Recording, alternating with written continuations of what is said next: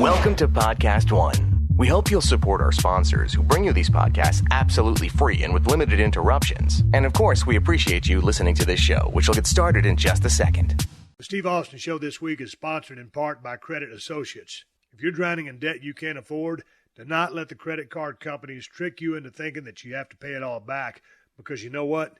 You don't. There's a way to get debt-free without paying off your entire debt or going bankrupt. The credit card companies don't want you to know this, and if you have $5,000 or more in credit card debt, you now have the right to let Credit Associates settle that debt for a fraction of what you owe. Call Credit Associates now, 1-800-400-5617 for free information. They'll even show you how much money you could save. Again, do not let the credit card companies trick you into thinking that you have to pay it all back. Call Credit Associates now for free information on how to get debt-free faster than you ever thought possible, without debt consolidation or bankruptcy. They depend on your success and offer a guarantee, so there's no risk. Call 1-800-400-5617. That's 1-800-400-5617. The following program is a PodcastOne.com production. From Hollywood, California, by way of the Broken Skull Ranch, this is the Steve Austin Show. Give me a hell yeah. Hell yeah. Now, here's Steve Austin. All right, everybody, welcome to Steve Austin Show. I am coming to you from the set of the toughest show on television, Broken Skull Challenge. We are set for a season premiere of Tuesday, September 26th, 10 p.m., 9 Central, only on CMT. Mark it down on your calendars. Set your DVRs. Season premiere of Broken Skull Challenge, Tuesday, September 26th at 10, 9 Central, only on CMT. And that plays into my guest here, who I will name in a moment. Right now, folks, I got to tell you about the new PodcastOne app, which is now available for download at the App Store or Google Play. There ain't another podcast app like this one anywhere, and that's because the new PodcastOne app is loaded with some cool features that let you do a lot more than just listen to your favorite shows. You can access behind-the-scenes photos, articles, and connect with other fans of the shows you like. And you can watch over 1,000 360 virtual reality videos. You can actually watch some of your favorite shows in virtual reality. Hey, it's like you're sitting in the same room with them. So get to the App Store or Google Play and download the new PodcastOne app now. Well, I'll tell you what, man, I'm really happy to be talking to my guest today. She is an obstacle course racer. She is unbelievable. Her mental and physical preparation is just unbelievable, and she is a true warrior. Her name is Cassidy Watton. She runs obstacle course races. She's a Spartan racer, Tough Mudder X. She is my reigning, defending, returning champion out here at the Broken Skull Challenge. I got a chance because Cassidy earned the right to come out here in Season 5 and take a first crack at the Skullbuster because she is my returning champion. And I took this opportunity to grab an hour from her and shoot the breeze, talking with her about training, nutrition, how she got started, what her goals are. And I'll tell you what, I've had a lot of athletes out here, and she is at the top of the list. She's a class act. She is a go-getter. She's tough as nails. She's very smart, and she knows what she's doing, and she trains in the pain zone. Her mental prep and just the way she gets ready for things is just off the charts. So I'm looking forward to you hearing that conversation. But before we get to Cassidy, hey, man, I tell you what. Last night I came out to the Broken Skull Challenge compound just like I do on Sundays. I come out to prepare for Monday. It's our last week of filming. And it's SummerSlam. And I couldn't come out here in Agua Dulce in the middle of nowhere and not watch the second biggest pay-per-view of the year from WWE. So I sat down with my computer. I grilled some salmon and chicken on my Traeger pellet grill, and I watched SummerSlam. Well, I watched most of SummerSlam.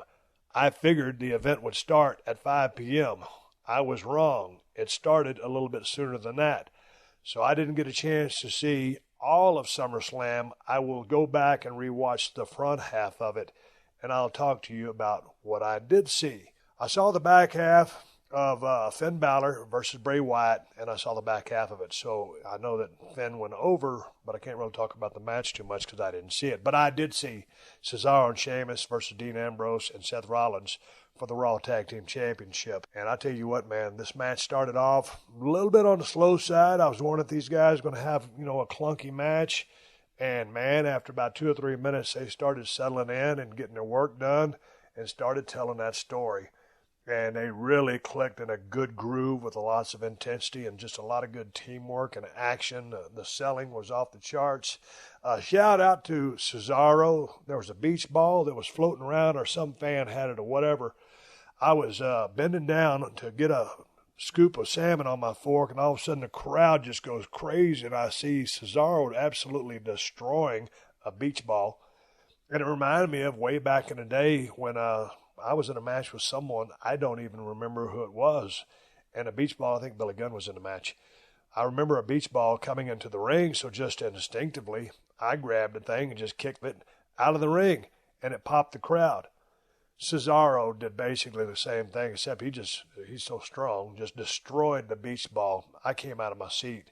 It was awesome. It's one of those things where, something happens and there's that X Factor prop that no one had planned on and someone capitalizing on it. So it was just a great high spot. But anyway, back to the match.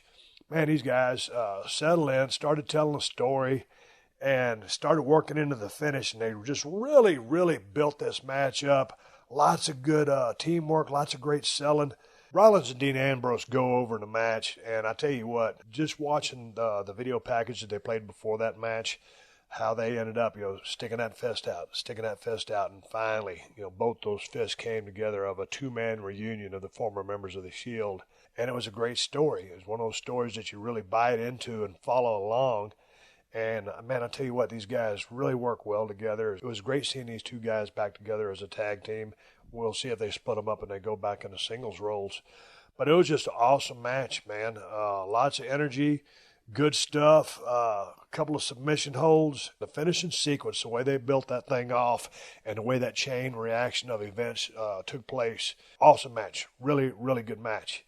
And then, I tell you what, two of my favorite guys in WWE right now, AJ Styles and Kevin Owens, we're going to wrestle for the United States Championship with special referee Shane McMahon.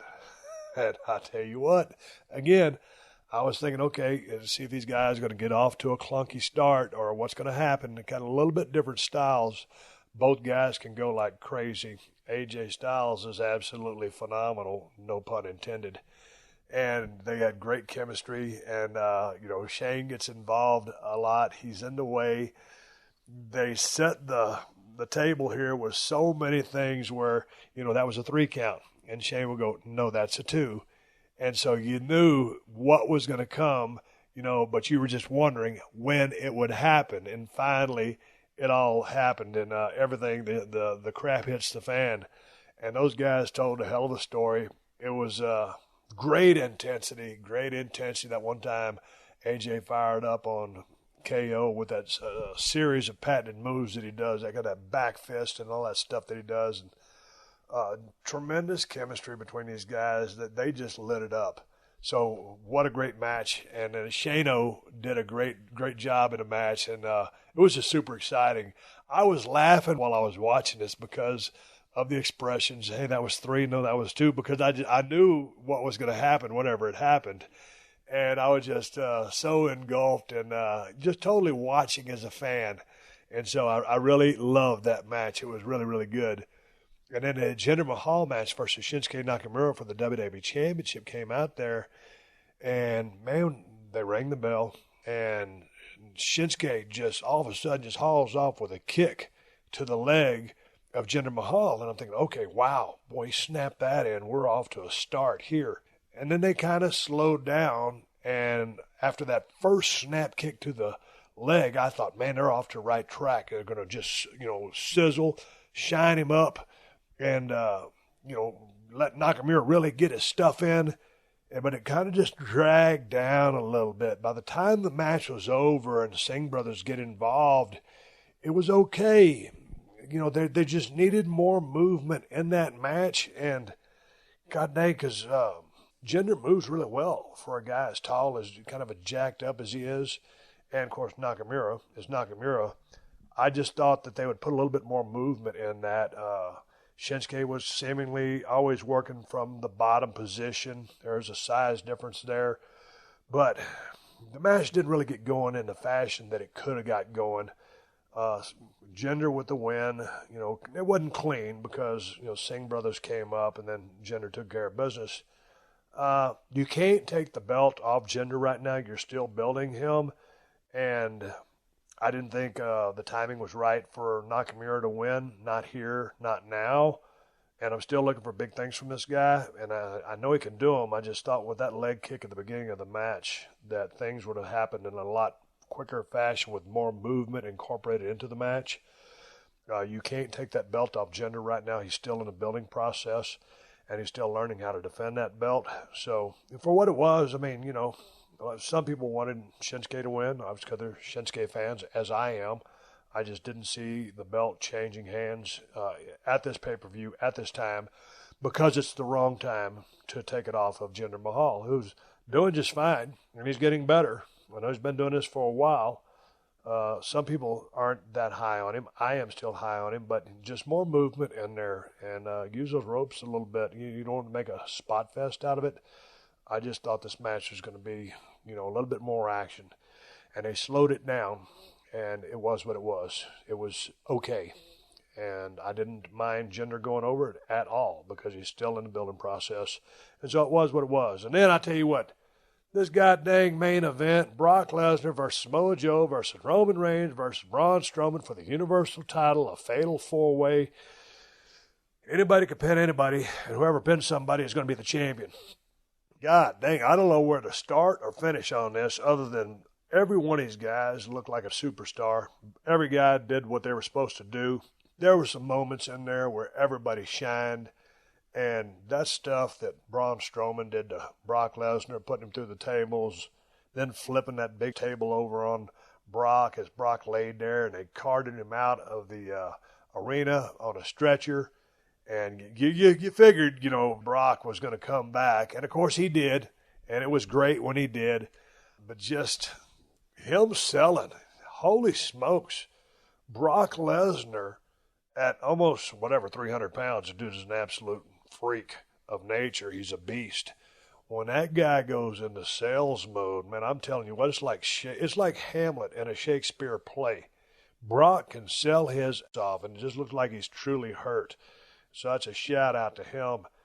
Roman Reigns received a very negative reaction going out, and that was just because people were booing him. But as far as a response, he got a great response going out.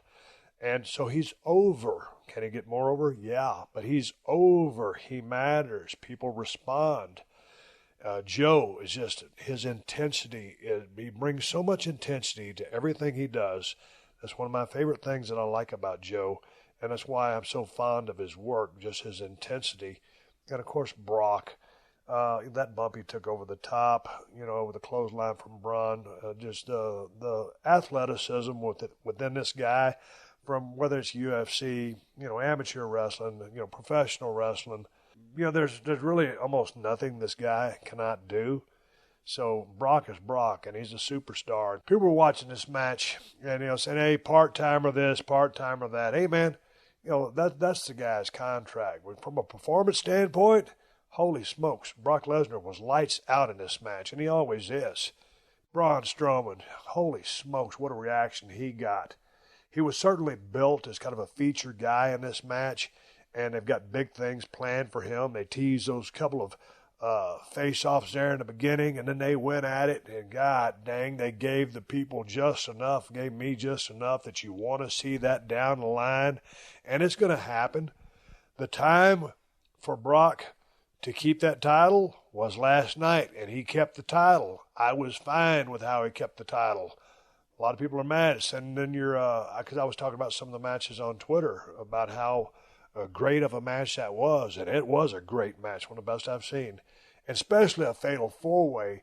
You don't understand until you've been in the ring how big of a clustermuck those things can turn out to be, and everything in this match was just spot on. The camera angles and some of the reveals, the timing was just impeccable, and the way they picked up guys entering frame and just a devastating blow to catch the viewing audience from pay-per-view on the WWE Network, like me, just totally like, oh, man, that was cool. So I like a wide angle, But also, if you're sitting in the crowd, you're going to see a wide angle. But when you're watching on television, you get those kind of reveals. Oh, man, it just ups the drama that much more.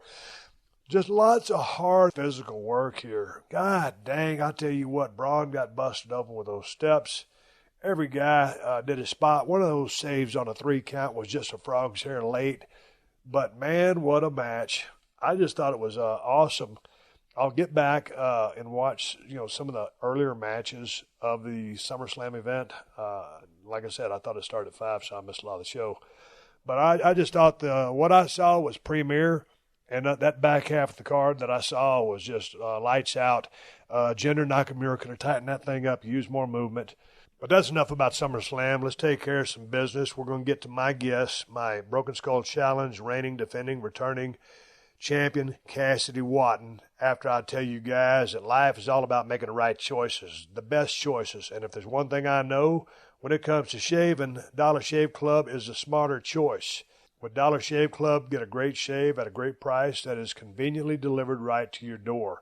It's an awesome life hack and no-brainer choice. Forget about buying cheap disposable razors that give you a cheap shave, and forget about spending a fortune on razors with gimmicky shaving tech that you don't need. When you use the Dollar Shave Club Executive Razor with their Dr. Carver shave butter, the blade will just glide across, giving you a much smoother shave, preventing ingrown hairs and fighting razor bumps. I think if you check it out, you'll find that it's amazing, and you can also make a smarter choice by joining Dollar Shave Club. For a limited time, new members get their first month of the Executive Razor with a tube of their Dr. Carver shave butter for only $5 with free shipping. After that, razors are just a few bucks a month. That's a $15 value for only $5. In your first month's box, you get an awesome, weighty handle, a full cassette of 4 cartridges, and a tube of their shave butter. After your first month, replacement cartridges ship automatically at their regular price, and there are no hidden fees and no commitments. Cancel anytime you like. You can only get this offer exclusively at Dollar Shave Club /Steve. That's DollarShaveClub /Steve. Hey everyone, it's former WWE host Lillian Garcia. Let me ask you a question. Do you ever wonder how your favorite stars make it to the big time? Then come check out my new show, Chasing Glory with Lillian Garcia on PodcastOne.com. Hear me chat with some of your favorite athletes and entertainers about their rise to the top. It's about to get real, raw, and inspiring. So join me for new episodes every Monday on PodcastOne.com, the new Podcast One app, or subscribe on Apple Podcasts. This is the Steve Austin Show. All right, I'm sitting here in my trailer. I got Cassidy Watton. She's earned the right, because she is my returning champion, to come out here and get a first crack at my Skullbuster. But we're not going to talk about all that. This is the first time we've ever really had a chance to sit down and talk with each other. We've been seeing each other for a long time out here on the set. But, man, we just come and go because that's how busy it is. So I got a chance to talk to you out there on the course the other day, and I was like, man, what an interesting person. I got to find out about her training tips, about her diet, and all this other stuff. So I'm glad I can finally sit down and talk to you. How are you? Me too. I'm doing great. It's definitely, all business out there. I know you've told your story many times, just like I've told mine many times. So I just want to just retrace some of the stuff that I already know. But just from seeing you perform out here at Broken Skull Challenge, I know you're big into the obstacle course racing stuff. And you love CrossFit as well as part of your training methodology. But used to be, but we'll get into that. Used to be. Yeah, I do want to get into that because your training has shifted. Definitely. But let's take me back, because you grew up in Connecticut. I did.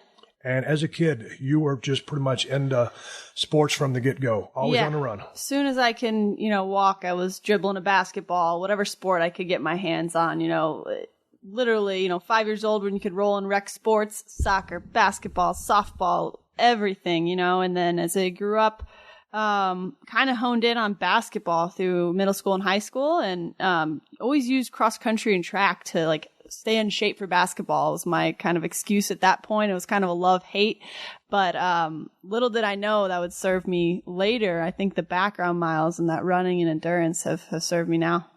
Going through your high school years, any accolades? I mean, were you all-state or all-district or whatever in basketball? Was it more track-oriented? Where did you excel the most? Yeah, I mean, growing in school, middle school, high school, I was most athletic. All the yearbook, all the awards at the end of the school year, athlete of the year, basketball, captained 4 sports my senior year, cross country, powder puff, basketball, track. So big athlete.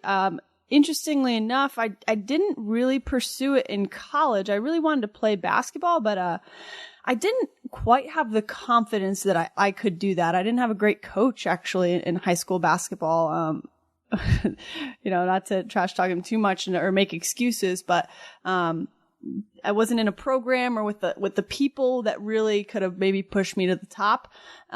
So in college, I had dabbled in pole vaulting in track, because I was like, this running stuff is to stay in shape. But I actually found a girl's pole in the shed, and I was like, and no one was pole vaulting for the girls at my school, and I was like, can I try this? And so they let me no one coached me. Actually, my coach was funny. He sat me down with a VHS with like this video from the 80s of someone like teaching me how to pole vault. So I actually have the school record for my high school, which is funny. It's nothing super impressive, but no one was doing it, but it's just kind of funny to say. How high did you get? I think it was like 8'6" or something. In high school, like 9 feet is like would get you to states. So it's not horrible, but it's like, no one even told me what to do. I just ran into the thing. But I thought that was a very interesting athletic sport. Back in the day, when I got into track and field in 7th grade, I figured, man, I got this great endurance. I'll be a long distance runner. And then I was running around the track one day. Yeah, believe it or not. And I wasn't the weight I am, and didn't have the football background yet. But I was running around one day, and one of the guys was throwing a discus. His name was Russell Bitters. And he was heaving that thing and heaving it, and he was going through all the motions. He wasn't very good. But the angst and the struggle on his face, I said, hey, man, let me try that. So, man, I just winged it out there, just kind of pressed one from the front end of the circle. And turns out that was my event. So I started throwing the discus. And then my older brother was a great pole vaulter. He had to stop because he had a congenital back problem. And I said, well, hey, man, if Scott can do it, maybe I'll give that a shot. So in junior high, we had this pole. Like you said, you found a women's pole. We had a pole. And the pole wasn't it might have been 9 feet long. Yeah. And it was, about 6 inches around. I mean, so it didn't have any flex to it. And, and I didn't have any form. I just ride that thing up. And I think I might have cleared 8 feet. I was horrible. Yeah. So anyway, I just had to give my pole vaulting experience. People know me from my days in the squared circle and my football playing days, but I was actually a track athlete. And then because I was a running back in high school, my coach made me run the hurdles and made me do the running events because he wanted to increase my speed. Through your athletic pursuits and all these accolades and all your athletic awards coming out of high school, what kind of student were you? Because I've been watching your Instagram account. It's Cassidy Watton. Because I know you talk a lot about training at Epic Hybrid Training. Yes, sir. And you come across as I've known you, a very savvy, smart competitor, asks a lot of questions and leaves no stone unturned. So how were you academically starting out in school, going through the high school years? Academically, I was just always very average. I think plenty smart, but wasn't interested in sitting down and doing that. So I was a pretty bare minimum, but I got enough, good enough grades to get into a very good college. I went to Pepperdine University. So, I got enough done where my other accolades and my other leadership qualities got me into a good school. And same in college, actually. Funny enough, my major is in Spanish. So I actually have a $200,000 Bachelor of Arts in Spanish, which is just completely ridiculous and wasteful. But of course, it got me where I am today physically, in California. So what were you planning on doing with that? No, I had no plan. I just have no idea why they let kids make a decision like that at 18 years old. I think, so I had studied abroad in Argentina and I got back as my junior year and they go, you need to declare a major. That thing. Now. And I was like, I don't know. It's the only thing I enjoyed studying. My sister actually had gone to Pepperdine for the same thing, and she told me, don't first of all, don't go to college until you know what you want to do, and don't major in Spanish because there's nothing to, I ended up just following that path anyway.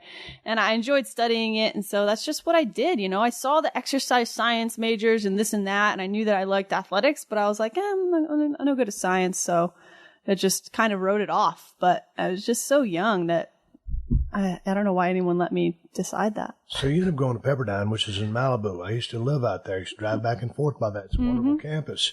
My question is, coming up out of Connecticut, how'd you end up out in Malibu? So like I said, my sister went to Pepperdine, but I don't know how well known a fact it is, but it's a Church of Christ school. And I grew up going to it's non-denominational, but technically a denomination in itself, in the Church of Christ. And so in that community, all we know of are those schools. So I applied to a few down south and a few, and then Pepperdine, which was like, quote unquote, my reach school, and it was the most expensive and this and that.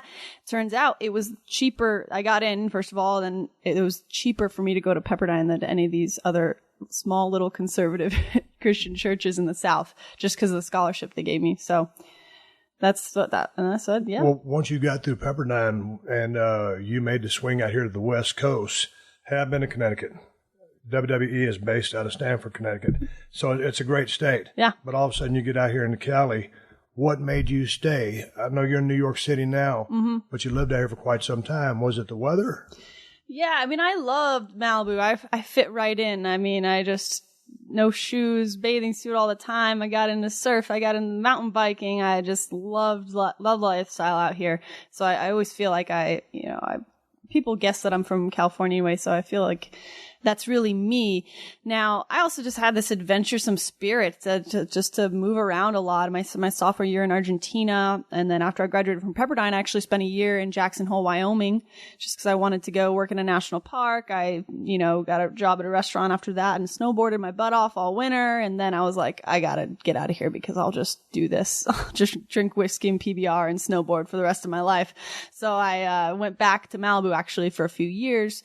And that is when I actually got into fitness. So okay, but you come out of high school, all these accolades, well accomplished. No scholarship offers for track or whatever? No, I didn't think about really taking it anywhere. I just thought that was I knew I wasn't going to be I thought I wasn't going to be a professional athlete. So I thought the next step was you're supposed to go to school and figure out what job you're going to do. So yeah. As we speak, you're 28 years old? I am, yeah. Okay, so you're very involved with obstacle course racing, Spartan, Tough Mudder X, Broken Skull Challenge.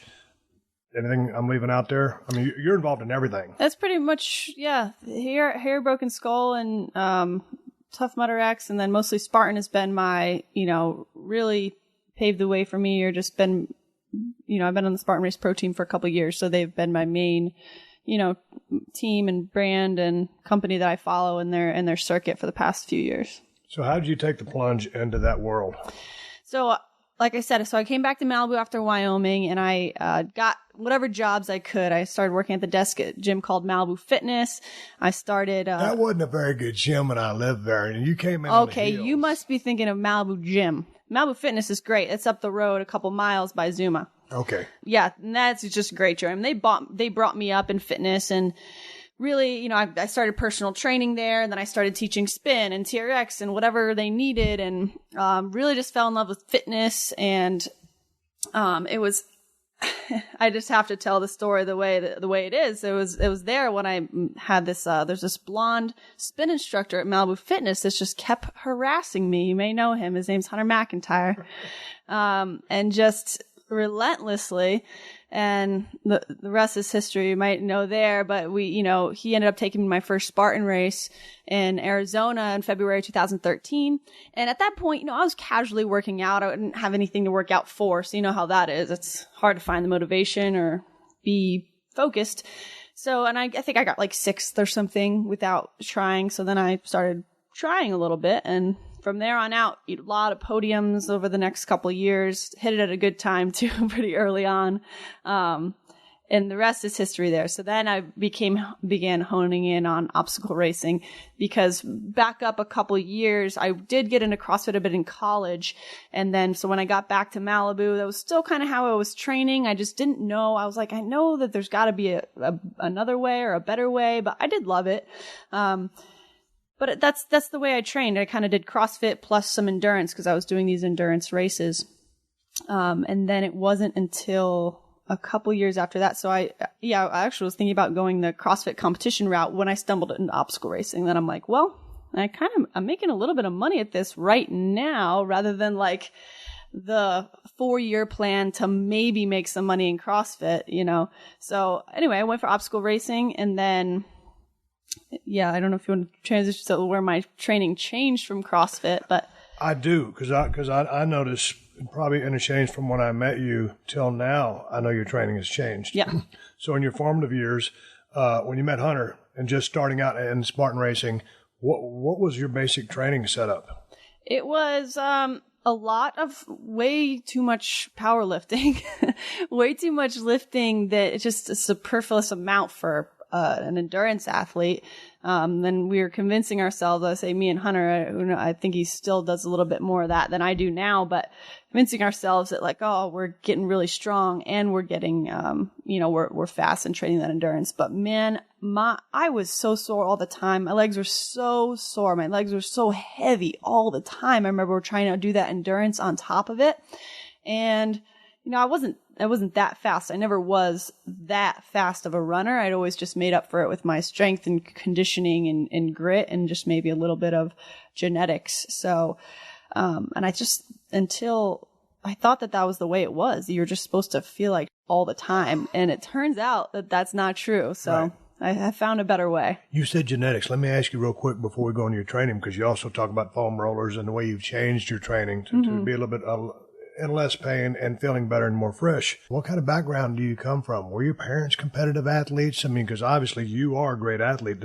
Did you just come from nothing or scratch, or your parents? Yeah, it makes great athletes? No sense. So I was raised by a single mom, 4 kids, so she's awesome. So that speaks for itself, I think. Just the grit of watching her, and just also being one of 4 kids, having to kind of chip in. I mean, that in itself will give you something. But my mom doesn't have an athletic bone in her body, and it's just so funny watching her watch me. She's so proud, but she's just like, I told you all my scrapes from the Skullbuster, and she's just like, what are you doing to your body?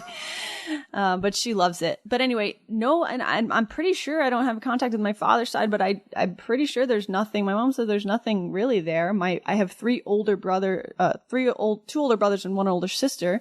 And, they dabbled in sports before high school, but no one really stuck with it. Like my sister's probably the second most athletic to me, not my 2 brothers. So I'm kind of, came out of nowhere, and I'm not really sure why. So tell me about Spartan racing. I've studied it somewhat, but what is the average length of the courses or the obstacles that you must complete? Do they vary? Who determines that? Yeah, so Spartan race, they come in 3 distances, a sprint, which is like 3 to 5, a super, which is around 8, and a beast, which is around 13, or they say 13 plus. So huge range there. So I've dabbled in all of them. And I've really tried to add the endurance to what I think my natural thing is, which is my explosive engine and my, under 20, 30 minutes. And I was able to improve on that and do fairly well. But as the sport develops and more endurance athletes are coming into it, I'm learning to go back to my roots and just hone in on as short as I can get, basically. And when you said those distances, you're talking about miles. Yes. So with the difference in miles, but you prefer the short courses, I do. Say. Okay. So then how do you train for that? Or the old method of training versus a new method of training? For me right now? Yes. So most people, I'd say the girls that are the top 10 in the circuit for those races, which are the supers and the beasts, is like the main circuit this year. It's on NBC. It's like the championship series, they call it. They are putting in miles and miles and miles a week and supplementing with strength to have the strength to get through the obstacles. Whereas I'm the opposite. So I love to do a lot of strength, and the strength now is different than what people might think of as strength. And then I add the running. So I tried to put in the miles. I really did. I did like my long, slow 3-hour stuff and my mid-distance intervals, my short intervals, and I tried to be a runner, and I got a little better, but not that much better. And it's just going back to genetics, you realize that that matters. Like, you're made for something. I could put in 100 miles a week and never beat, say, these girls that are top 3 in this long series, because it's just not the way I'm made, and vice versa with them racing me on something short and explosive with a lot of strength. So I started working about 2 years ago at a gym called Epic Hybrid Training. So it's a boutique fitness studio that does all high intensity interval circuit training. So we are on MMA mats, so it's all barefoot training. If you look at the gym, it's an empty space, where I don't want to say box, and I think CrossFit, we get that all the time. Is this CrossFit? No, it's nothing like it, but you just don't know anything else. You'll see monkey bars, you'll see a ton of kettlebells, so that's our main strength component there. And then, your plyo boxes, your resistance bands, your med balls, things like that. But it's super fun. It's very unique in that I write the programming, so I get to kind of make a lot of things up. So doing a lot of hybrid movements, combining things, and just... What would you call a hybrid movement? So say, using a kettlebell, I'm doing a push-up, and then I'm jumping up and doing a snatch on the kettlebell, or I'm doing a donkey kick, which is kind of like in a bear crawl position, then right into a sit out, or a lot of people call them break dancers. Or I'm going across monkey bars, and the next station I'm doing burpees, and the next station I'm doing goblet squats or some compound movement with the kettlebell. So it's very, very challenging, and I just love writing these workouts because it's just, I literally get to create usually 8 stations that just are just like you try to build this course, that are just built just to like really break you down every station. And then it's like, oh, I have to go through that 4 more times. And that just really adds up by the end. So I think it is the ultimate strength builds the ultimate strength and conditioning machine. So when you started training at Epic Hybrid in New York City, and that's a gym that Alex Nicholas runs. Yes. Correct. So did you pick his brain for some of your programs? I mean, this was a new training style for you, right? Yeah. So actually, when I started working there, he was kind of rolling his eyes at me, still hanging on to my barbell and doing my heavy lifts. And eventually, it didn't take much convincing, but I just totally dropped it because of these workouts. I felt so much better. I felt leaner, lighter, more athletic. My engine got better, not only for short stuff, but also my endurance engine. Like, I came off of, I moved from Malibu to Miami for a year, and now New York for a year, to totally flat places. And I jumped in a few of these longer races, and I was charging up these mountains better than when I was training in the mountains. So I think all these like body weight or just like middle range weight reps on my legs have really served me in running up mountains. This high intensity interval training, it also adds to your endurance engine as well. There's lots of studies that it also increases your endurance. Now, I'm not saying that everyone could get away with not running, but right now I only run about 10 miles a week tops, which is really low for someone who does what I do. But most of my training is done at Epic in under 30 minutes, super high intensity. Now, sometimes it might be 2 times a day, but most of the time, 30 minutes. I was talking to you the other day. We were outside, and I asked you a little bit about your training, and you said, I will never do a compound movement just by itself. I'll do a compound movement, and then I'll throw something high intensity behind it. Now, that blew my mind, because then, since I talked to you, and this was a while back, I just kind of said, well, you know what? I've been talking to so many people that come out here to the Broken Skull Challenge, whether it's from CrossFit or people OCR or whatever, and Alex, and then you from Epic Hybrid. I was like, man, I've been hearing these people talk about this, but when the way you said it, it really resonated with me. So me being such a stick in the mud with my training, barbells, it's the same old over and over and over again. And at this stage of my life is like, hey, you know what? I'm just looking to get leaner. I'm not trying to be the biggest, baddest guy on planet Earth. And so I started incorporating some of the things I got from you just recently. So I appreciate the 411. And now I'm watching you on Instagram. And once more, I got to plug your Instagram. It's Cassidy Watton, because you can see a lot of the workouts that you're writing. I want to ask you about that. Just amazing stuff that you do there. Why do y'all always train barefooted? So, to be totally honest, it started when Alex started the gym 5 years ago almost now.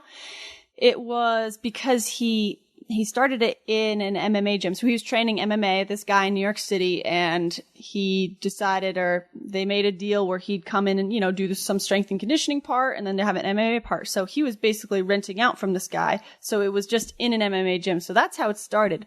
However, we've followed through with it now in almost, 9 locations by the end of the year. We followed through with it in every company owned and every franchise location, because just the incredible benefits. I mean, you remember the whole minimalist trend that happened in the Vibrams and people were going crazy? I think they had the right idea. Okay, so we weren't born with these big clunky things on our feet. There's lots of like sensory information we get from the ground that's cutting off, and it creates all these problems from the ground up. Ankles, knees, hips, this and that. I think they had the right idea.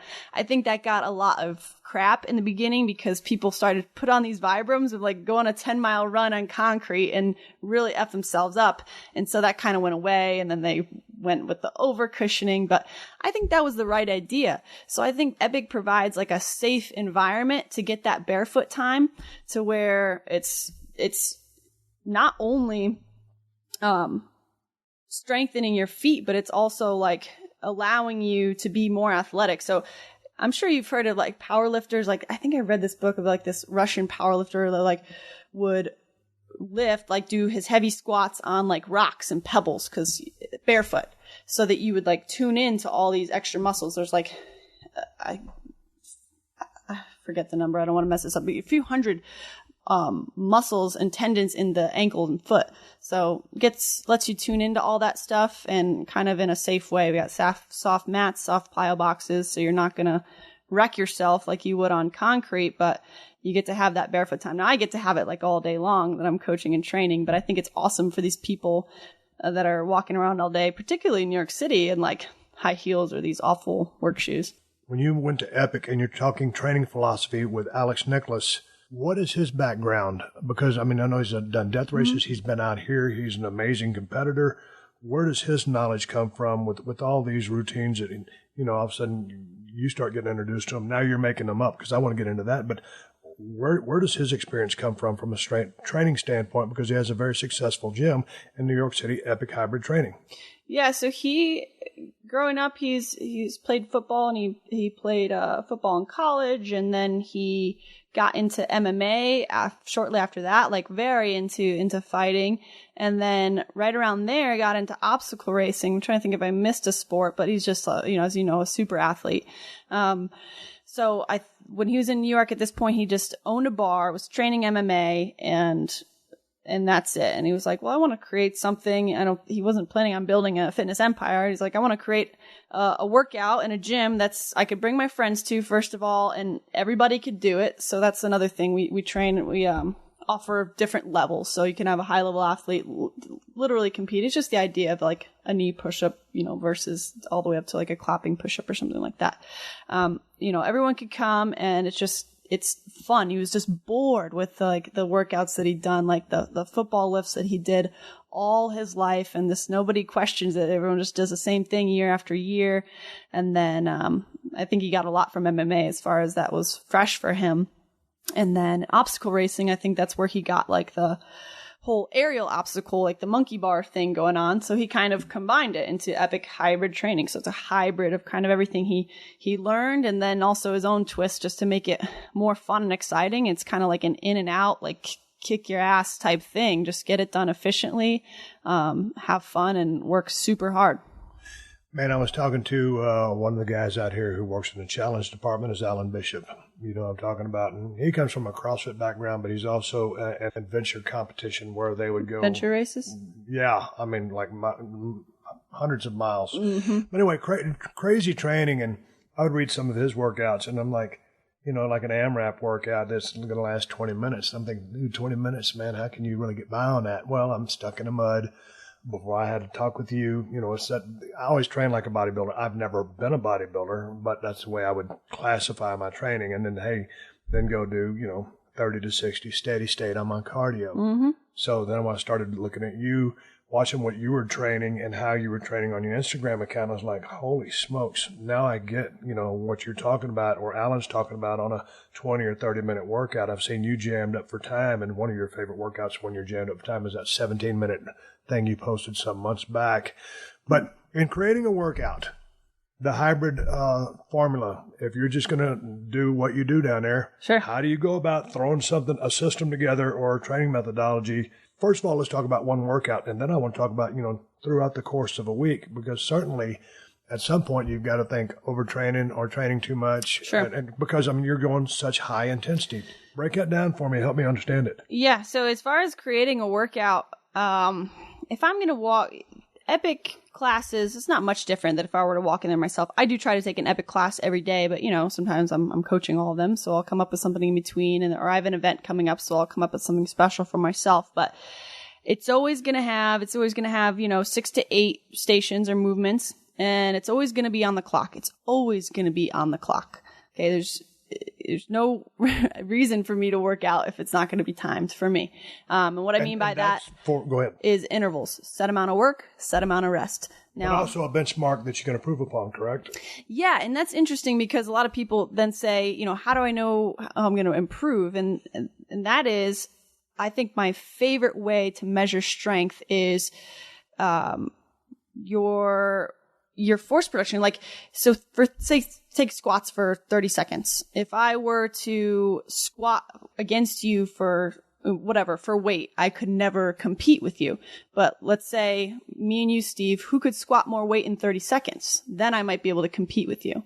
So it's more interesting for me. This is like, I'm going on a tangent about a competition I want to create that has to do with all intervals. Somebody like you and I who could compete next to each other, and maybe you squat 300 pounds 10 times in that 30 seconds, and I'm, have 100 pounds and I'd probably go even lighter, but I'm just ripping at it. So that's an interesting measure of fitness to me. And I think, and then the question at the end of that is who's fitter, but you at least have a poundage number. So a little bit harder to measure than like, boom, a time on a workout like they do in CrossFit. Mm-hmm. But when I do something, especially since I repeat workouts, I know, what weight I'm going to clean and press 2 kettlebells for 30 seconds. And I know how many reps I generally get. So if I jump up from 35s to 40s in 1 week, and then I'm increasing weight or increasing reps or one or the other, that's really how you're measuring improvement. So a little bit of math involved, but to me, it's just as effective as writing a workout another way. So I'll take work and rest, 30 seconds on, 15 seconds off, or 40 on, 20 off, or, obviously the less rest you get, the harder it is. And then the movements, I'll always have heavy kettlebells in there. Like I was telling you the other day, I think they are the ultimate strength and conditioning crusher, because there's no way you could swing around a kettlebell without jacking up your heart rate. And those things are heavy. They're no joke. Just because it's not a barbell doesn't mean it's not heavy. And it's a challenging object. It moves in 3 dimensions. So you're not just one with the barbell up and down.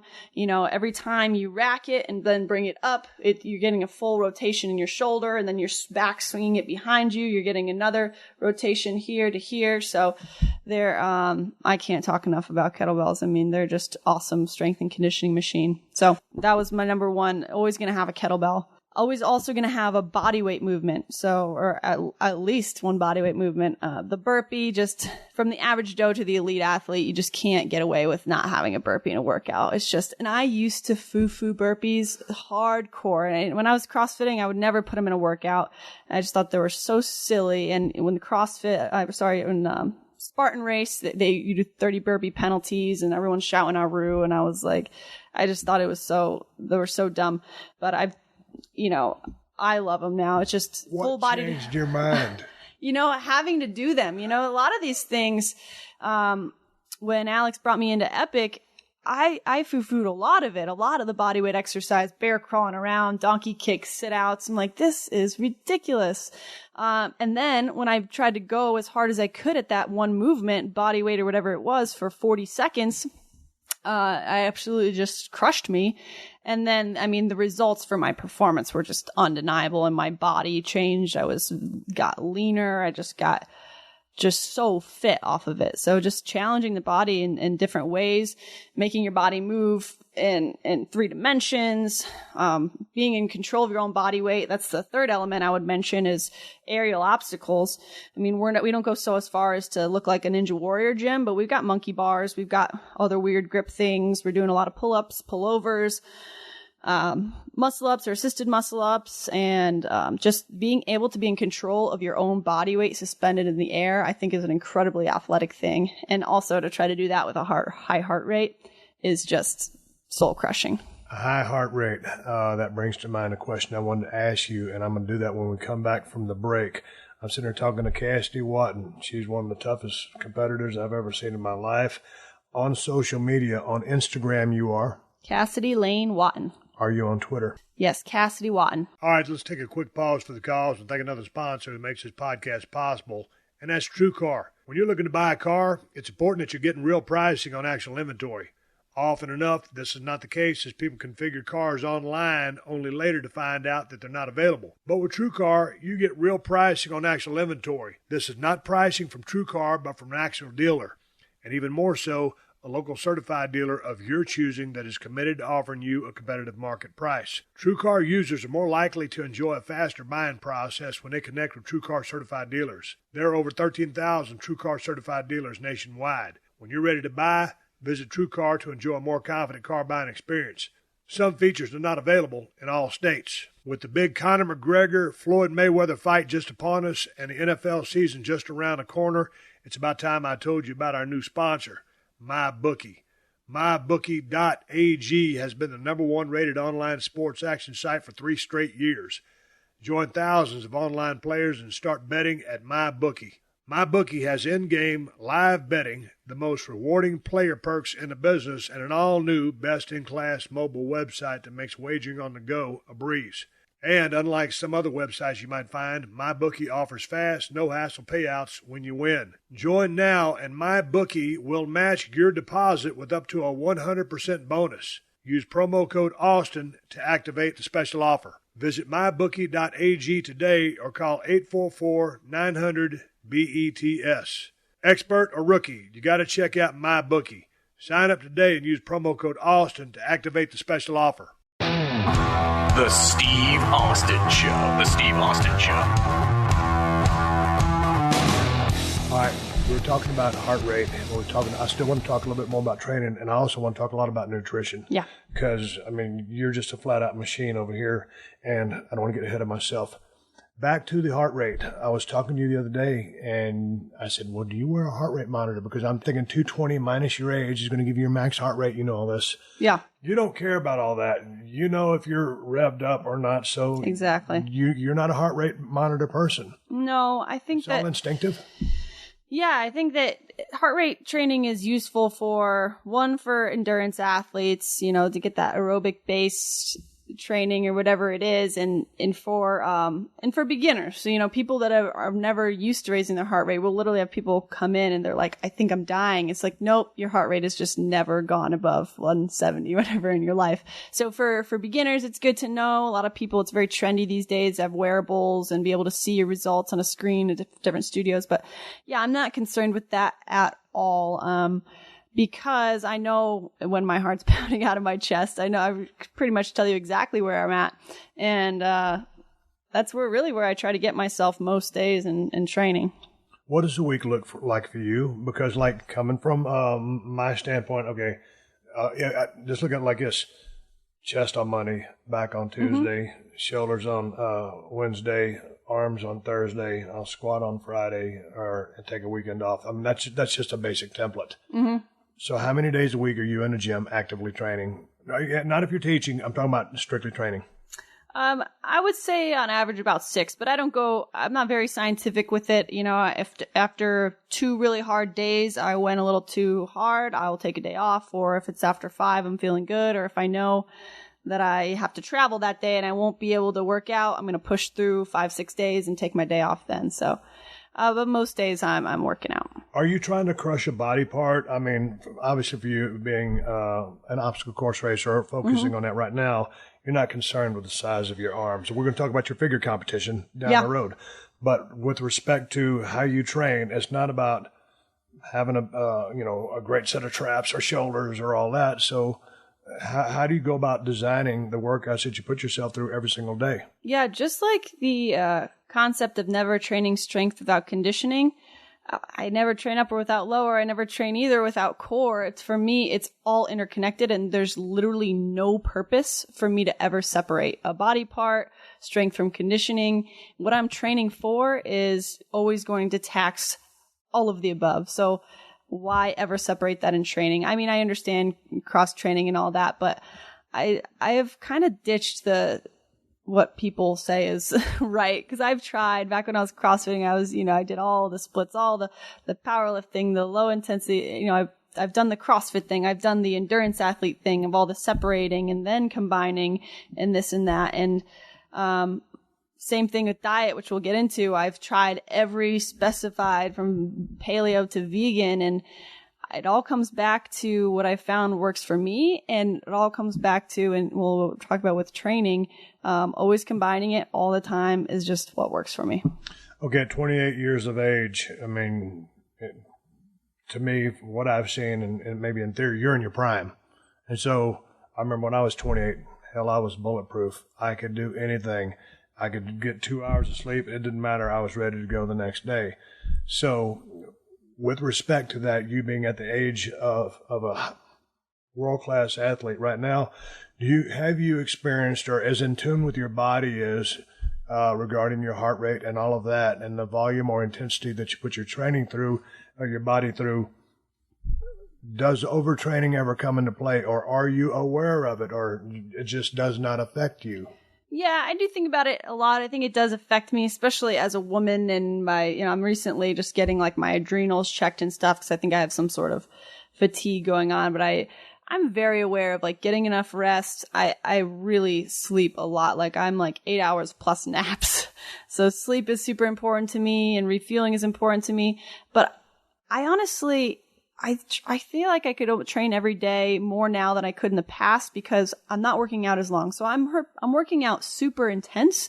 But back when I was living in Malibu, you'd find me at the gym for 2 hours and then I'd be on a 2-hour mountain bike and volume was king. Volume is not king for me anymore. So, although I'm going hard every day, like I said, most of the time it's 30 minutes. So, theoretically I should be able to recover in order to do that 30 minutes again the next day. Okay. I want to talk to you about fueling the machine, what you put inside your body with respect to nutrition. From back in the day to now, has anything changed? Because you mentioned paleo, you mentioned vegetarian. Oh, yeah. Talk to me about that. So it is my body and my philosophy and my eating, everything changed about 2 years ago. Just coincidentally, the time that I went to Epic, I actually moved across the country to go work there.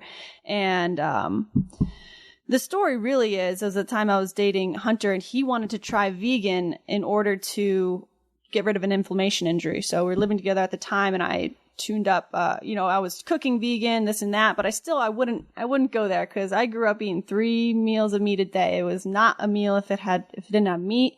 I would foo-foo on vegetarians and just hardcore. However, he, tried the vegan thing for a while. I don't remember what he did. Maybe he went back, but slowly, I just kind of lost interest a little bit in meat.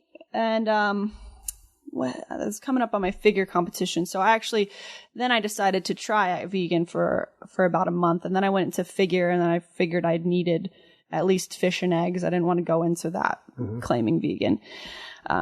So really, I can't even explain it to you. It's not like I had a come to Jesus moment or I watched a bunch of documentaries with all these scare tactics on meat, although I have watched them and kind of just kept it out of sight, out of mind. It just was kind of natural. And so like I said, 2 years ago, I made that move. I started training, not CrossFit, but Epic, and I started not eating meat. And I just feel 1,000 times better. I walk around leaner, not by trying, but just because naturally, first of all, I think my workouts are more effective in burning fat, but not only that, it's just a simple matter of mathematics. My protein sources are less caloric, compounded over months and years. That's less calories. So I walk around, back when I was in Malibu, I was walking around 150, and now I walk around 143 without any intentional weight loss or diet, you'd say. And that's an extremely lean 143. Before you got into that figure competition, didn't you start off at like 11%, or did you get to 11%? Yeah, so I was already super lean. It was just kind of a bucket list item for me, and a lot of people that say, I have the body for it or whatever. So I just figured, what the heck, I'll get it done. So I measured my body fat. This is interesting. I measured my body fat before, and I believe it was 11%.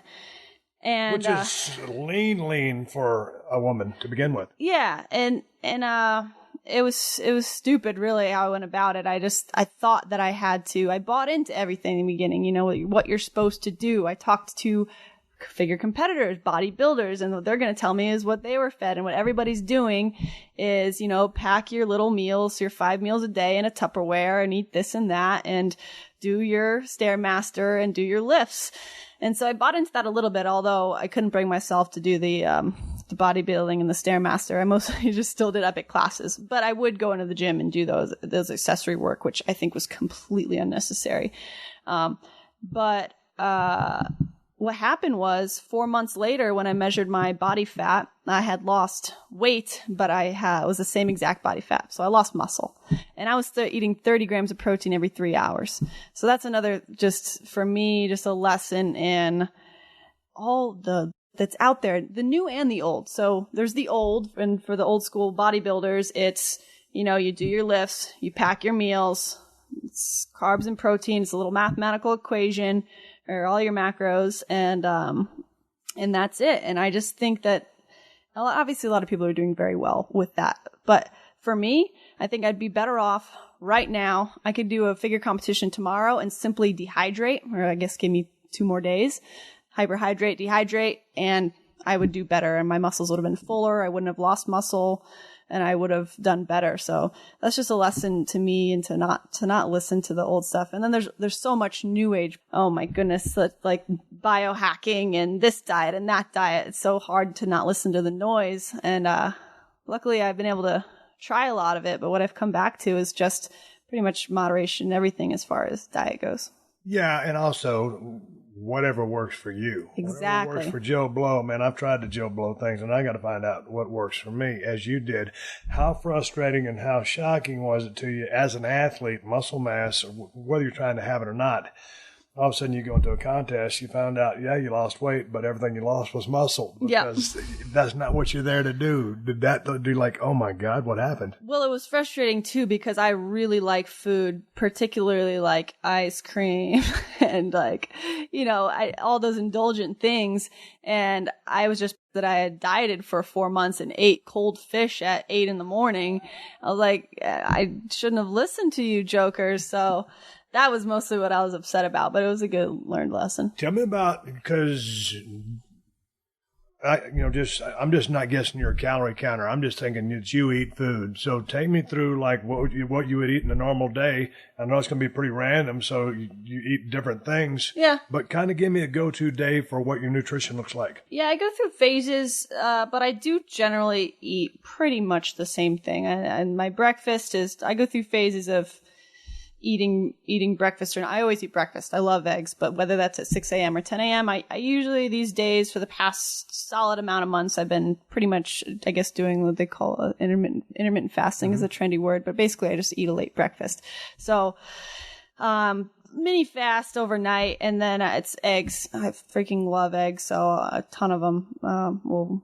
Maybe like 4 eggs, a third to a half an avocado, and then depending on my training is how much carbs I eat. So I do mind what I'm eating. So if it's a big training day, I'm not afraid of carbs. But if I'm not training, I'll probably just stick with my eggs and avocado, maybe some peanut butter. Actually, I know you love peanut butter. I was waiting for you to say that. I love actually combining those 3 things. My favorite thing to eat is like a peanut butter avocado omelet. So I'll just which just sounds really gross to most people, and I totally understand, but just like a big protein fat bomb, and that will just fill me up and keep my engine burning hot. And I'll eat toast or whatever carb oatmeal, whatever carb I want in the morning also if I have some training coming up. So then if you had to guess on grams of carbs, I mean, because you're talking about fat bombs, and boy, I'm thinking keto, and you mentioned paleo. So then just on carb intake, and you're working out, you're doing you just call them 30-minute workouts. You're working out 6 times a week. So with that and all your training, how many carbs would you guess you're bringing in? See, I don't really guess, but if I had to on a low day, probably as low as like 150 and then 150 to 300. So it's really not very high. 300 is a pretty good amount of carbs. Maybe if I'm eating them all my meals a day, if I'm heavy training, but I'm just trying to be liberal with that number because I don't want to claim like low carb, but it's 1 or 2 of my meals a day. 2 if I'm training hard and 1 if it's off day or. Okay. Let's don't. I don't want the main focus is just not. I just want to know a little bit about what you're putting into your body because of the way I've seen you perform, and then one of the things I wanted to ask you about with your epic hybrid training, everything that you put yourself through, and as we speak now, a while back we were talking, and you were talking about just putting yourself in the pain zone. Mm-hmm. And to me, that's one of the things that separates you from a lot of competitors who would like to be at your level.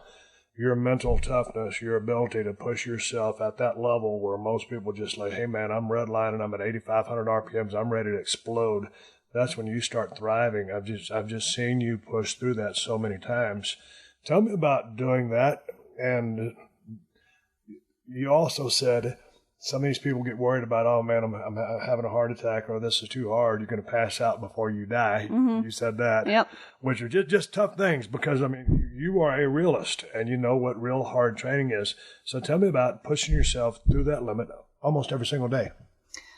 Yeah, I don't really know what is wrong with me that allows me to do that, but it's so hard for me to not do that. Honestly, I have to be more careful going into a workout saying, hey, I want to actually take it easy in this workout, but I'll hop into one of my classes, my epic classes, and I just, it's not even like I'm competing with anyone. I'm just counting the reps within the 40 seconds in my head, and I just start going crazy and getting as many as I can. And the next round, I try to beat myself from the previous round. So, I don't know what it is. I guess it's innate that I just really want to push myself to that limit every day just to kind of,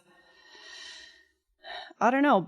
I guess it's just to make sure I'm doing everything I can. I mean, pain is a good indicator of that you went your hardest, that you're trying your hardest. And I know it's not, well, some people would argue it's not about going hard all the time, but for me, and especially if I'm going to hone in on these short explosive races, that is what I'm training for. So that's really what I want to simulate all the time.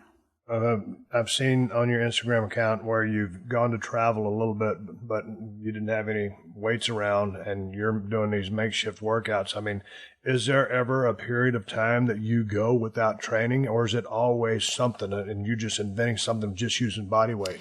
Yeah, it's not that hard it's not hard at all to make a super hard workout with just body weight. So I certainly can work out anywhere, but I'm a little bit of an addict, just like any athlete to working out. So I won't usually go beyond one day without doing anything. I do try to take that one complete day off, but I'm always doing something, even if it's, I'm traveling, it's a 20-minute interval training workout with just my body weight. I can get it done. Or I just went on family vacation to upstate New York, on the lake. I brought one kettlebell and these rock climbing grips that I could tie to a tree, and I think a heavy sandbag, and I got after it because I had this and some other stuff coming up, so and get my family to hop in too. So there's really no excuse. There's no excuses. We're talking about that. Let's talk about Broken Skull Challenge for a little bit. What made you decide to come out here and give us a try? Actually, I think it was Alex since he was in season 1, he referred both Hunter and I, ironically enough. And I was living out in Malibu and sent in an application just like everybody else. And I mean, I knew I was good at this sport, but again, nobody really knows how they are at the bracket stuff, at the head-to-heads. But that's actually something I'm trying to focus a lot more on, especially for these all-star type episodes. And through Alex, I've gotten a little bit more into MMA and grappling and trying to dabble in some of that stuff. What did you think when you came out here? You're coming into the unknown, and you've got to go through 3 rounds of heavy-duty competition. And it's, you against another female, and it's whether it's in a trench or whatever, the task at hand is another human being. What did you think about that? I mean, because you're an OCR racer. Yeah, it was kind of awesome to be able to actually go head-to-head because, a foot race, you just all run. You either see someone's back or they see yours, and that's about your interaction. So I love that because, growing up playing basketball, it's very, very head-to-head all the time and lots of contact. So I was very excited at that prospect. And what I love about it is it's a small group. There's lots of, mental game too involved. You get your girls that are super chatty and nice, and I kind of like to be a little quieter. I don't really want to be friends with someone I'm about to compete with. So there's that aspect of it. And then I think back then it was season 3 is the last episode of season 3 I was on, super early on. I think I really had only YouTubed a couple episodes before I came. It's a lot of unknown, which is cool too. Not only are you bringing on new events all the time, but even if so, you don't know what pool obstacles you're going to get. Hey, talk to me about the Skullbuster, and you've run it a few times, and we'll just leave it at that. How does this course compare to the courses that you're used to running? Because everything in that Spartan world is way over, the half mile that we're using. Obviously, this is a competition show, which is for television. So with the 3 rounds, hey man, we ain't got time to run a 3-mile race. Yeah. Super boring to watch too. Yeah. But you know the deal. Yep. And so it's high adrenaline, high octane, go get them. What did you think that first time you got a chance to blaze down that Skullbuster? I loved it. I mean, it's everything that I excel at in a Spartan race, only without all the darn running. So, I mean, it's horrible. I mean, it's super tough. And I think that on one hand, it's the way that you've compounded obstacle after obstacle in order to jack up that heart rate. And then it's just a matter of your heart rate being through the roof for that entire time while having to do both strength and skill-based things. So I loved it. Man, you are scarred up, not just from this show, just from your athletic endeavors. I mean, you're a go-getter. You got the barbed wire scars from your Spartan races. I mean, you got the scars on your tops of your shoulders, and then sliding down from your ankle to your hip. Yeah, I mean, those scars they're cool, and they're battle scars that you're probably proud of. But you ain't afraid of anything. Talk to me about all that. I mean, for some women, it'd be a vanity thing. Oh, I can't believe I'm all scarred up. Oh, you wear those scars well. Thank you. Well, like I said, my mother is a little more concerned about them than I am, but it's part of it. I kind of love it. I mean, I don't love having. I mean, I hope for the most part they go away. But when it comes down to it, during the competition, you're not thinking about like your skin being taken off of your legs, which a lot of it was. I didn't know until later. So that's just not what you're thinking. And if I was smart, I'd probably put on a pair of pants, but it's just too darn hot. And so just, you're going to do the most streamlined thing for the sport and just take the consequences. Hey, living out here in Malibu for so long, Malibu's right on the water. We're not on the water. It's a little bit hot out here, but you're used to when that California sun comes out and zaps people. We've had people come out here and all of a sudden they get on a Skullbuster, they get tensed up. You think, hey man, this is a challenge where, in theory, they could catch their breath, but no, because they're so focused on maybe it was Nutcracker and that one young lady from Alaska, just that heat zapped her. How has the heat affected you, or has it ever affected you out here? I'm actually realizing more and more that the heat is like a huge factor in these competitions, because I ran a race a couple months ago where there was a pretty short obstacle race where it was a prelim in the morning or the early afternoon and then the finals at night. And it was a short race, under 20 minutes. And my first time, the first heat, it was super, super hot out. And I had my eyes rolling back in my head. I was hot.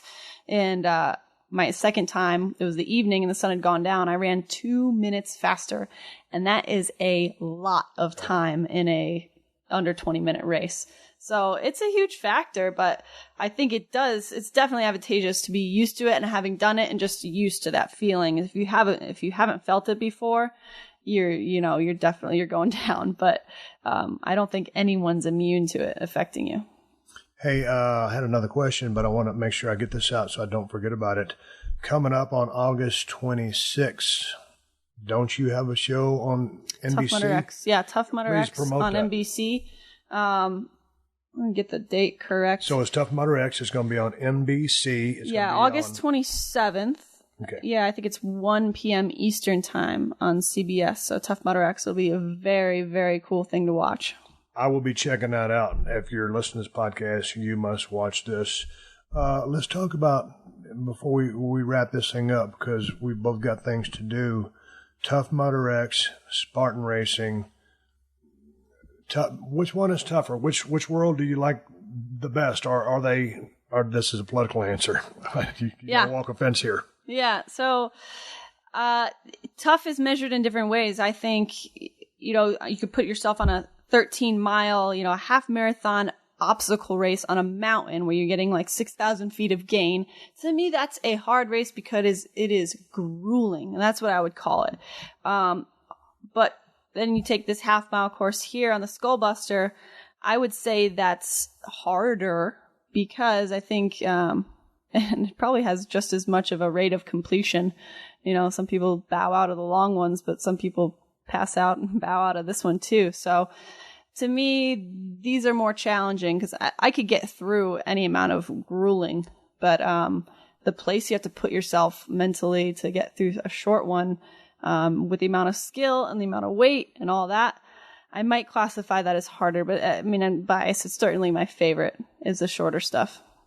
So this year, with the season being underway, what are your obligations to either Tough Mudder or Spartan? How many races will you run this season? So I'm on the Spartan Race Pro team, and I'm contracted to run the NBC Series, which is a series of 6 races that culminate to the World Championships of Spartan Race in Tahoe at the end of the year. So it's super fun. It's all supers and beasts. So like I said, either over 8 or over 13 miles, which is not exactly where my focus is this year, but I love them. They're super fun. It's a great team. It's a great company.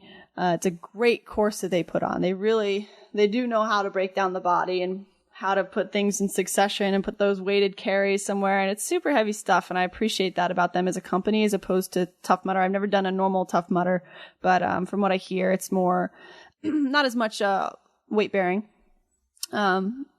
But I'm excited because of Tough Mudder X and things like the Skullbuster that they'll be popularized because people want to watch them. And I think that's where obviously the money is, and that's what keeps something going is the money. So I'm very excited for the prospect of 2018 for more things like this and Tough Mudder X and shorter things to come up. I do really enjoy, to get back to your question, I'm doing the NBC series and also the Spartan Stadium series, which is where I excel in Spartan the most. It's a 3-mile race in a ballpark. So you have your obstacle race without the mud, which is fine by me. And that is your closest thing to like a red line for 30 minutes. Super high heart rate, lots of more exercise-based stations, and then your classic like cargo nets, walls, things like that. So going into a Spartan race, let's talk specifically about the 3-mile stadium races. Yeah. Like, what do you do from a standpoint of prepping for that race when you get up, what you put in your body to be ready by the time they say go? Yeah, they're super early races, and I don't really like to work out early anymore. So I'll have my coffee, my Alsa Energies, energy powder, and then if I get a chance before, if there's enough time to eat, normally I'm just kind of putting down some oatmeal or something. You don't honestly need too much fuel. People, I think, freak out, get a little too superstitious about what they're eating before a race. People always ask me, what do you eat before a race? Or what should I eat? I said, what do you eat every day? Eat that. Don't change a thing. You don't want to throw yourself off before a race. So a little bit of that, recovering with some Boku superfoods. Going back to my diet we talked about breakfast, but lunch is usually a shake using Boku superfoods. So people are like, what are you on a diet? You just eat a shake for lunch? But I'm packing 500-600 calories into this thing with protein powder and almond butter and a banana and stuff like that. So that's my routine there. And then I'll hit that race. It's always pretty much just under 30 minutes. And that's that. I've seen on your Instagram account, every now and then, you love to have a glass of wine. Oh, yeah.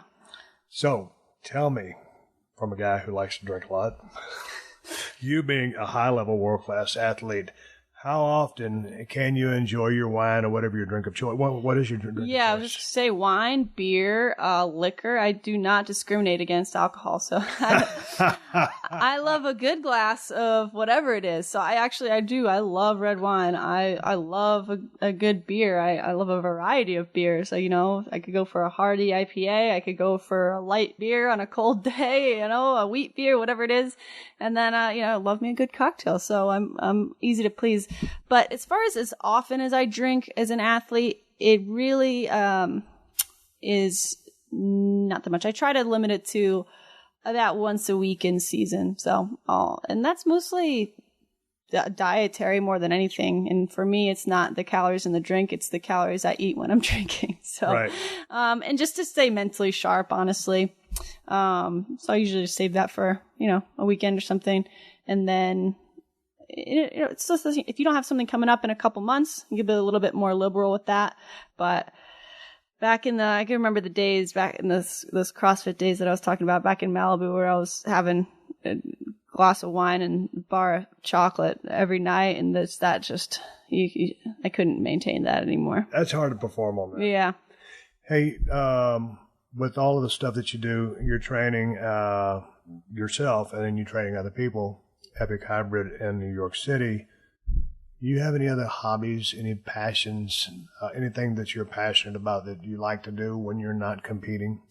Yeah, I feel kind of boring when people ask me that because they all are active things. Like I don't have any sort of like artistic hobby, to be honest, but I love the outdoors. I'm lucky enough in New York City to be close to my family who's in Connecticut, so playing with the nieces and nephews. But when I was in Malibu and Miami, I mean, it's surfing, it's paddleboarding, it's mountain biking, hiking, any sort of outdoor adventure is what I'm really passionate about. And I'm sure when I'm out of the city at some point, I would love to get back to somewhere where I can be doing those things every day.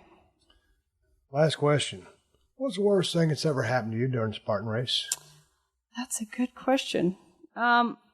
It's crazy because I've probably run over 50 races at this point, and I have not had any major injuries. I think the worst thing that's happened to me is, honestly, just this year I ran a New Jersey Beast, which was a lot of elevation gain up a mountain, 13 miles, and actually came in second off of just under 30-minute workouts, and my legs felt great going uphill.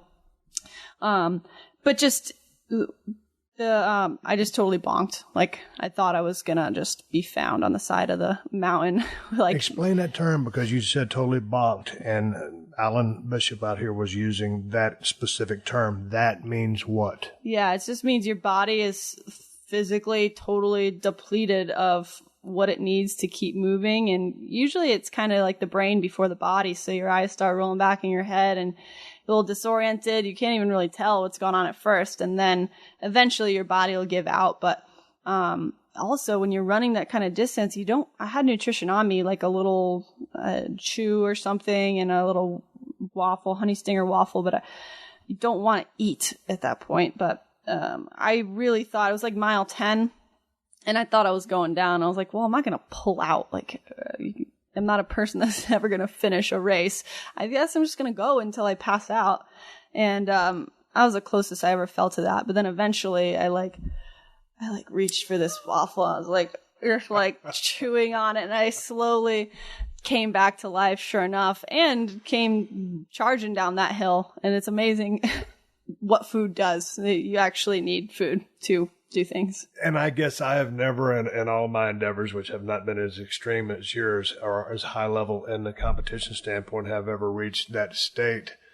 Alan was telling me about it, and I was like, he had just totally bonked, and basically his peripheral vision started disappearing for him. It was just like it was closing in, it was tunnel, and he ran right into his garage door. They were just coming off a ride, and he crashed, and his wife goes in. I don't know what she fed him, but she just fed him something, and sure enough, 30 minutes later, there it comes back. He's all fine and dandy again. How much of a head trip is that? You just weren't going to stop and just keep going? Yeah. I mean, it's probably not the smartest thing. But yeah, I would never quit anything, really, I don't think. Sitting here, right now, how long do you want to continue doing what you're doing? That's a good question. I think as long as I'm making money at it, or of course enjoying it, I would, like I said, I'm really excited about the prospect of more of these short, explosive things coming up. If those opportunities keep popping up, I'm going to keep training because it's the way I like to train anyway. So I'm also, I'm interested in dabbling in some other things. Like what? Like maybe kettlebell sport. I'm always a little bit interested in MMA, but that would be like a drop everything and train MMA. But maybe like start with, entering a grappling tournament or something like that. But have you ever heard of kettlebell sport? No, I was watching you do the kettlebells. I know you love them. I've never there's this, picked one up. Like this old, I don't know too much about it, but it's like this old, I don't even want to say what roots so I don't get it wrong. I assume it's Russian, but it could be wrong. They call it long cycle. Basically, you're clean and jerking. There's a few different events, clean and jerk, snatch, and I think just jerks, where you're basically just doing that for 10 minutes, as many reps as possible, and you have your weight classes and your weight.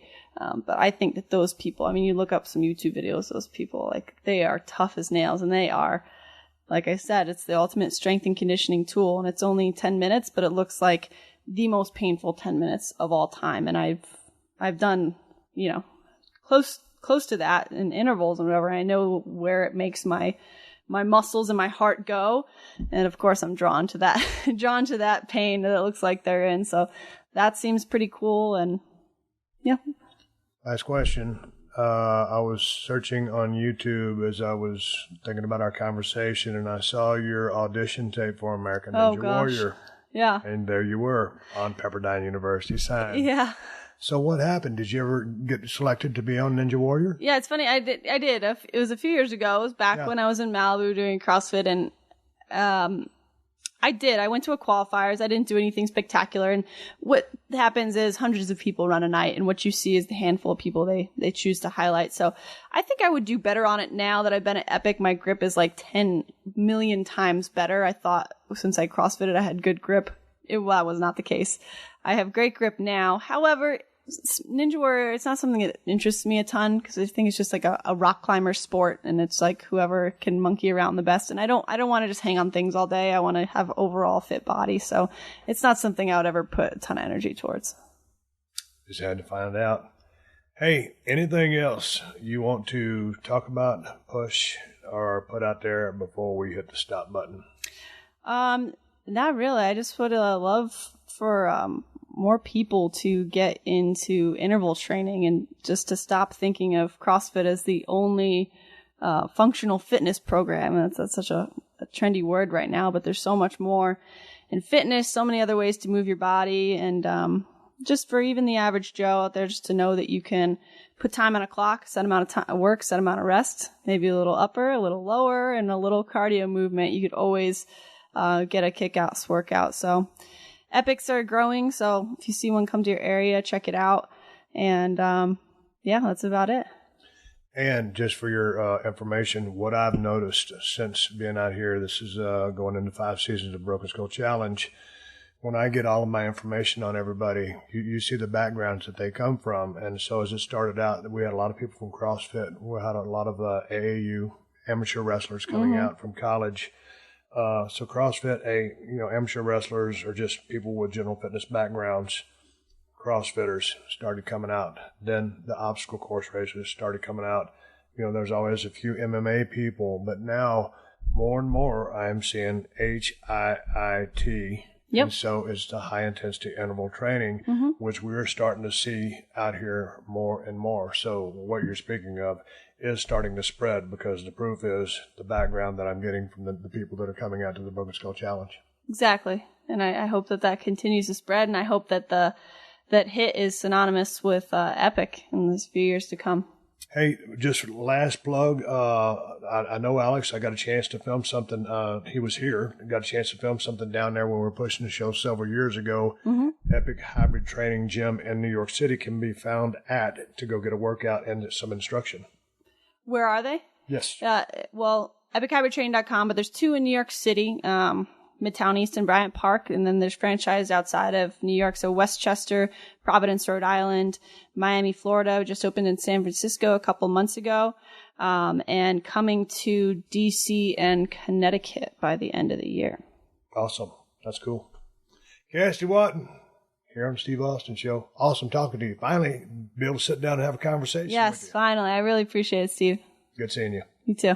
All right, everybody, give me the go-home cues. Time to wrap up the podcast and ride off in the sunset. Before we wrap up this week, let me take a minute here to tell you about how you can save hundreds of dollars on car insurance. We all got to-do lists. Running around, taking care of business here and there, it can be overwhelming.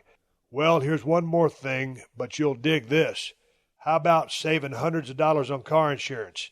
And the good thing is, you can do it right from your computer. All you have to do is go to geico.com, and in 15 minutes, you could be saving 15% or more on car insurance. Extra money in your pocket? It just may be the most rewarding to do. You do today. I got 4 more days of work out here at the toughest show on television, the Broken Skull Challenge. Looking forward to getting out of here and getting back into Marina Del Rey. This has been an awesome extravaganza of an experience. I think you'll really enjoy Season 5. Once again, season premiere, Tuesday, September 26th, 10 p.m., 9 Central on CMT. Set your DVR. This is going to be a season that you will not want to miss. All the shirts I'm wearing out here at the Broken Skull Challenge can be found at ProWrestlingTees.com/Steve Austin. All those shirts can be available pretty quick, and I think you will dig them. Hey, man, if you're thirsty, I got a beer. It's an IPA, and it's the best IPA on planet Earth. It's called Broken Skull IPA at El Segundo Brewing Company. And you can get Broken Skull IPA at Whole Foods and Total Wines if you live in California. If you aren't in Cali, check InsideTheCellar.com to see if they ship to your state. And if you're looking to get either the Cold Steel Broken Skull knife or the new Working Man's knife, you can find both knives at my new Amazon store. Amazon has the best price on both knives. Just go to Amazon.com/shop/Steve Austin. And I got to say one more thank you to all the fine sponsors of the Steve Austin Show. That's how I'm able to do this podcast for you twice a week for free. And you can find all my sponsors at PodcastOne.com. Just click on the Killer Deals button at the top of the page and then click on the Steve Austin Show banner. Hey, before I ride off in the sunset, I forgot to give you guys something to watch. If you ain't seen it, you got to see it. Sign up for the WWE Network and check out SummerSlam. I don't know about the first half of the card, but the second half of the card was lights out. Check out SummerSlam on the WWE Network, and that's the bottom line because I said so. Folks, coming up this Thursday, it's the last of my phone call sessions I took with you guys a couple of months ago, and then I will be out of production here at the Broken Skull Challenge after Friday, and we will be starting from scratch, starting fresh, and talking with more people and more people from the wrestling business. Folks, until then, my name is Steve Austin, and I will catch you down the road. This has been a PodcastOne production. Download new episodes of The Steve Austin Show every Tuesday at PodcastOne.com. That's PodcastOne.com.